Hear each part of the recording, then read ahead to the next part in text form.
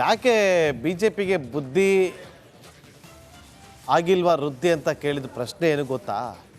ನೋಡಿ, ಬೈ ಎಲೆಕ್ಷನಲ್ಲಿ 3ಕ್ಕೆ 3 ಸೋಲನ್ನು ಅನುಭವಿಸಿದೆ. ಎಲ್ಲ ಓವರ್ ಕಾನ್ಫಿಡೆಂಟ್ ಅಲ್ಲಿದ್ರು. ಶಿಗ್ಗಾವಿ ನಮ್ಮದೇ, one side, Shiggavi one side. At least ಆ ಸೋತಿದ್ದಾದ್ಮೇಲೆ ಆದ್ರೂ ಒಂದು ಪರಾಮರ್ಶೆ ಅನ್ನೋದು ಮಾಡ್ಕೋಬೇಕಲ್ಲ ಪಕ್ಷದಲ್ಲಿ ಆಂತರಿಕವಾಗಿ. ಅದು ಕೂಡ ಆಗಿಲ್ಲ. ಇಲ್ಲಿ ಎಲ್ಲಿ ಗೆದ್ದುಬಿಟ್ರೆ ಇನ್ನೊಬ್ಬರಿಗೆ ಹೆಸರು ಬಂದ್ಬಿಡ್ತು ಅಂತೇಳಿ ಒಬ್ರು, ತಾನಿಲ್ಲದೆ ಏನು ನಡೆಯಲ್ಲ ಅಂತೇಳಿ ಮತ್ತೊಬ್ರು. ಇದು BJP. ಇವರ ಬಣ ಬಡಿದಾಟ ಪಕ್ಷಕ್ಕೆ ಹಿನ್ನಡೆ ಆಗ್ತಾ ಇದೆ ಅನ್ನೋದು ಯಾರಿಗೂ ಕೂಡ ಸುಳಿವು ಸಿಗ್ತಾ ಇಲ್ಲ. ಉಪಚುನಾವಣೆಯಲ್ಲಿ ಸೋತ್ರು ಕೂಡ ಇನ್ನೂ ಬುದ್ಧಿ ಕಲ್ತಿಲ್ಲ BJP, ಕಲಿಯೋದು ಇಲ್ಲ. ಯಾವುದೇ ಹೋರಾಟ ಆಗಲಿ BJPಯಲ್ಲಿ ಒಗ್ಗಟ್ಟಿನ ಮಂತ್ರ ಆಗೋದೇ ಇಲ್ಲ. ಯಾವುದೇ ಹೋರಾಟ ತಗೊಳ್ಳಿ, ಯಾವುದೇ ಒಂದು ಹೋರಾಟವನ್ನು ತಗೊಳ್ಳಿ, ಕಾಂಗ್ರೆಸ್ನವರು ಒಂದು ಹೋರಾಟ ಅಂತ ಬಂದಾಗ ಅಲ್ಲಿ ಒಗ್ಗಟ್ಟು ಪ್ರದರ್ಶನ ಆಗುತ್ತೆ. ಹೋರಾಟ ನೆಕ್ಸ್ಟ್. BJPನಾಗ ಅದು ಆಗ್ತಾನೆ ಇಲ್ಲ ಅನ್ನೋದು ಮೇಲ್ನೋಟಕ್ಕೆ ಇದು ಸಾಬೀತಾಗ್ತಾ ಇದೆ. ರಾಜ್ಯದಲ್ಲಿ ಯಾವುದೇ ಒಂದು ಹೋರಾಟವನ್ನು ನಡೆದರೂ ಕೂಡ ಅಲ್ಲಿ BJPಯಲ್ಲಿ ಬಣ ರಾಜಕೀಯ ಹೆಂಗೆ, ಉತ್ತರದಲ್ಲಿ ಒಂದು, ದಕ್ಷಿಣದಲ್ಲೊಂದು, ಅಲ್ಲೊಂದು ಹೋರಾಟ ಮಾಡ್ತಾರೆ, ಇಲ್ಲೊಂದು ಹೋರಾಟ ಮಾಡ್ತಾರೆ. ಒಟ್ಟಿಗೆ ಹೋರಾಟ ಮಾಡೋ ಒಂದು ಒಗ್ಗಟ್ಟೆ ಹೋಗ್ಬಿಟ್ಟಿದೆ BJP ಪಾಳದಲ್ಲಿ. ಇದನ್ನು ಕಾಂಗ್ರೆಸ್ ತುಂಬ ಚೆನ್ನಾಗಿ ಎನ್ಕ್ಯಾಶ್ ಮಾಡ್ಕೊಳ್ತಾ ಇದೆ, ನೋ ಡೌಟ್. ಕರ್ನಾಟಕದಲ್ಲಿ ಒಂದು ಮನೆ ಅಂತಿದ್ದಾಗ ಮನೆಗೊಬ್ಬ ಮಾಲೀಕ ಅಂತಿರ್ಬೇಕು, ಅಥವಾ ಮನೆಗೊಬ್ಬ ಒಡೆಯ ಅಂತಿರಬೇಕು. ಆ ಒಡೆಯನಿಲ್ಲದ BJP ಮನೆ ಆಗಿದೆ ಇವತ್ತು. ಇದ್ರೂ ಕೂಡ ಆ ಒಡೆಯನಿಗೆ ಬೆಲೆನೇ ಇಲ್ಲಂಗೆ ಆಗೋಗಿದೆ. ವರಿಷ್ಠರು ಒಬ್ಬ ಒಡೆಯನನ್ನಾಗಿ ಮಾಡ್ತಾರೆ ಅಂತಂದರೆ ಅದಕ್ಕೆ ಎಲ್ಲರೂ ಕೂಡ ಒಡೆಯ ಹೇಳ್ದಂಗೆ ಕೇಳ್ಕೊಂಡು ಹೋಗಬೇಕು. ಇವತ್ತು ಒಡೆಯ ಯಾರು? BY ವಿಜೇಂದ್ರ. ವಿಜೇಂದ್ರ ಅವ್ರು ಹೇಳಿದಂತೆ ಯಾರು ಕೂಡ ನಡೆದುಕೊಳ್ಳೋದಿಲ್ಲ. ಎಲ್ಲರನ್ನು ವಿಶ್ವಾಸಕ್ಕೆ ತೆಗೆದುಕೊಳ್ಳೋದ್ರಲ್ಲಿ ವಿಜೇಂದ್ರ ಅವರು ಕೂಡ ಎಡುತ್ತಿದ್ದಾರಾ ಗೊತ್ತಿಲ್ಲ. ಯಾಕೆಂದರೆ BJPಯ ಮನೆ ಒಡೆಯನಿಲ್ಲದ ಮಾಲೀಕ ಆಗ್ಬಿಟ್ಟಿದೆ. ಒಬ್ಬೊಬ್ರದ್ದು ಕೂಡ ಒಂದೊಂದು ರಾಗ.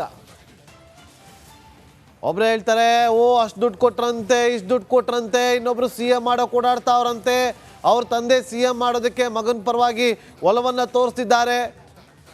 ಓಕೆ, ಈ ಕಡೆ ಅವರು ಬಾಯಿಗೆ ಬೀಗ ಹಾಕ್ಕೊಂಡಿರಬೇಕು, ಯಾರು ಮಾತಾಡಬಾರ್ದು, ವರಿಷ್ಠರು ಎಂಟ್ರಿ ಆಗಲ್ಲ, ಎಂಟ್ರಿ ಆದಮೇಲೆ ಯಾರ ತಲೆದಂಡ ಆಗುತ್ತೋ ಗೊತ್ತಿಲ್ಲ. ಮೊನ್ನೆ ದೆಹಲಿಯಲ್ಲಿ BJP ಪ್ರಧಾನ ಕಚೇರಿಯಲ್ಲಿ ಪ್ರಧಾನಿ ನರೇಂದ್ರ ಮೋದಿ ಅವರು ಮಾತಾಡಬೇಕಾದ್ರೆ ಮಹಾರಾಷ್ಟ್ರದ್ದು ಮಾತಾಡಿದ್ರು, ಉತ್ತರ ಪ್ರದೇಶದಲ್ಲಿ ಬೈ ಎಲೆಕ್ಷನ್ ರಿಸಲ್ಟ್ ನೋಡಿ ಮಾತಾಡಿದ್ರು, ಬೇರೆ ಬೇರೆ ರಾಜ್ಯಗಳಲ್ಲಿ ಬೈ ಎಲೆಕ್ಷನ್ ರಿಸಲ್ಟ್ ನೋಡಿ ಮಾತಾಡ್ತಾರೆ. ಕರ್ನಾಟಕದ ಏನೂ ಮಾತಾಡಲಿಲ್ಲ. ಯಾಕೆ ಮಾತಾಡ್ತಾರೆ? ಇಲ್ಲಿ ಬಣ ರಾಜಕೀಯನೇ ಜಾಸ್ತಿ ಆಗಿದೆ. ಒಬ್ಬೊಬ್ಬರದ್ದು ಒಂದೊಂದು ಭಿನ್ನ ರಾಗ, ಯಾರ ಮೇಲೆ ಅನುರಾಗ ಒಬ್ರಿಗೂ ಕೂಡ ಇಲ್ಲ. ನೋಡಿ, ಈಗ ವಕ್ಫ್ ಹೋರಾಟ ಬಂತು, ಅದರಲ್ಲೂ ಕೂಡ ಇಲ್ಲಿ ಹೇಗಾಗಿದೆ ಅಂತಂದರೆ, ಇಲ್ಲಿ ಹೋರಾಟವನ್ನು ಮಾಡ್ತಾರೆ, ಅಲ್ಲಿ ಒಬ್ಬರು ನಾಯಕರು ಬರ್ತಾರೆ, ಇನ್ನೊಬ್ಬರು ನಾಯಕರು ಬರೋದಿಲ್ಲ. ವಿಜಯಪುರದಲ್ಲಿ ಧರಣಿ ಕೂರ್ತಾರೆ, ಅಲ್ಲೊಂದಿಬ್ಬರು ಹೋಗ್ತಾರೆ. ಎಲ್ಲ ಸೇರ್ಕೊಂಡು ಒಟ್ಟಿಗೆ ಮಾಡ್ಬೋದಲ್ಲ. ಇಲ್ಲಿ ವಿಜೇಂದ್ರ ವರ್ಸಸ್ ಯತ್ನಾಳ್ ಅನ್ನುವಂತಾಗಿದೆ ಈ ವಕ್ಫ್ ಹೋರಾಟದ ಹಾದಿ. ಗೊತ್ತಿಲ್ಲ ಇದು ಮುಂದೆ ಏನಾಗುತ್ತೋ ಅಂತೇಳಿ, ಯಾವಾಗ ಬುದ್ಧಿ ಬರುತ್ತೋ ಗೊತ್ತಿಲ್ಲ. ಯಾಕೆ BJPಗೆ ಬುದ್ಧಿ ಆಗಿಲ್ವಾ ವೃದ್ಧಿ ಅಂತ ಕೇಳಿದ ಪ್ರಶ್ನೆ ಏನು ಗೊತ್ತಾ?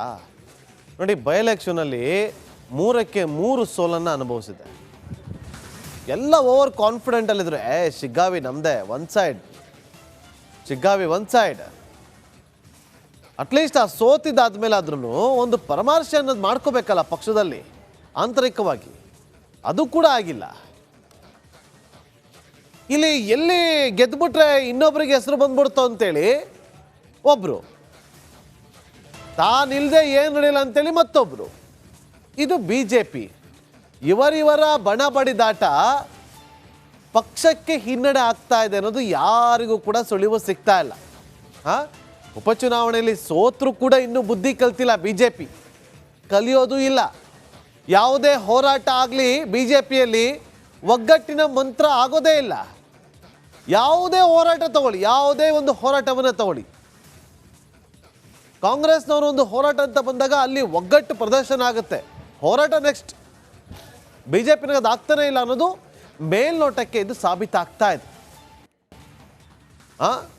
ರಾಜ್ಯದಲ್ಲಿ ಯಾವುದೇ ಒಂದು ಹೋರಾಟವನ್ನು ನಡೆದರೂ ಕೂಡ ಅಲ್ಲಿ ಬಿ ಜೆ ಪಿಯಲ್ಲಿ ಬಣ ರಾಜಕೀಯ ಹೆಂಗೆ, ಉತ್ತರದಲ್ಲಿ ಒಂದು, ದಕ್ಷಿಣದಲ್ಲೊಂದು, ಅಲ್ಲೊಂದು ಹೋರಾಟ ಮಾಡ್ತಾರೆ, ಇಲ್ಲೊಂದು ಹೋರಾಟ ಮಾಡ್ತಾರೆ. ಒಟ್ಟಿಗೆ ಹೋರಾಟ ಮಾಡೋ ಒಂದು ಒಗ್ಗಟ್ಟೆ ಹೋಗ್ಬಿಟ್ಟಿದೆ ಬಿ ಜೆ ಪಿ ಪಾಳ್ಯದಲ್ಲಿ.